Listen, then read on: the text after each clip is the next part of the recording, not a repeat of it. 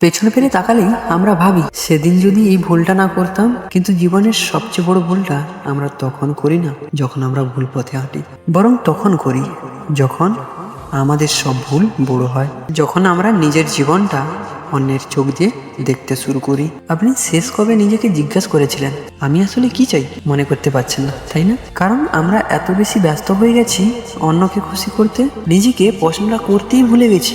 রাহুল ছোটবেলা থেকেই ছবি আঁকতে ভালোবাসতো। স্কুলে সবাই বলতো তোর হাতে জাদু আছে। স্বপ্ন দেখতো বড় হয়ে ডিজাইনার হবে। আঁকা কি করে সংসার চলে না, সরকারি চাকরি কর।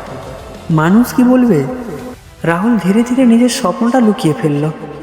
বছরের পর বছর অন্যদের খুশি রাখতে রাখতে ও এমন একটা জীবনে ঢুকে গেল, চাকরি ছিল, বেতন ছিল, সম্মানও ছিল, কিন্তু শান্তি ছিল না।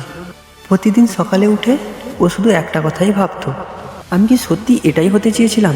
একদিন পুরনো একটা খাতা খুলে ও তার ছোটবেলার আঁকা ছবিগুলো দেখছিল। শেষ পাতায় লেখা ছিল, আমি বড় হয়ে এমন কাজ করব যেটা করতে আমার ভালো লাগবে। লাইনটা পড়ে রাহুলের চোখ ভিজে গেল, কারণ ও বুঝলো সে পৃথিবীর কাছে জিতেছে কিন্তু নিজের কাছে হেরে গেছে। আমাদের জীবনেও এমনটাই হয়। মানুষের কথার ভয়ে নতুন কিছু শুরু করি না, ভুল করার ভয়ে চেষ্টা করি না, ব্যর্থতার ভয়ে স্বপ্নটাই ছেড়ে দিই। আর একদিন দেখি বয়স বেড়েছে কিন্তু জীবনটা শুরুই করা হয়নি। তাহলে কি করা উচিত?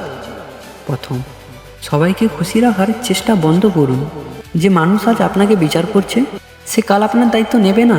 দ্বিতীয়, নিজেকে প্রতিদিন একটা প্রশ্ন করুন, আমি কি নিজের জন্য বাঁচছি নাকি শুধু অন্যের প্রত্যাশা পূরণ করছি? তৃতীয়, ছোট থেকে শুরু করুন। স্বপ্ন বড় হলেও শুরুটা ছোট হতে পারে। নিজের স্বপ্নের জন্য কাজ করুন।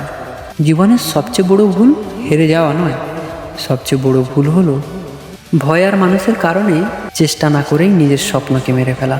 মনে রাখবেন, আপনার জীবনটা অন্য কারোর মতামত অনুযায়ী নয়, আপনার নিজের সিদ্ধান্ত অনুযায়ী বাঁচার জন্য আজ থেকেই একটা পদক্ষেপ নিন। হয়তো এই ছোট পদক্ষেপটাই একদিন আপনার পুরো জীবন বদলে দেবে। যদি ভিডিওটা ভালো লেগে থাকে তাহলে একটা লাইক এবং কমেন্ট করে জানিও। আর হ্যাঁ, সাবস্ক্রাইবও করে নিও, কারণ প্রত্যেক রবিবার এই চ্যানেলে নতুন নতুন ভিডিও আসে। শোনার জন্য ধন্যবাদ।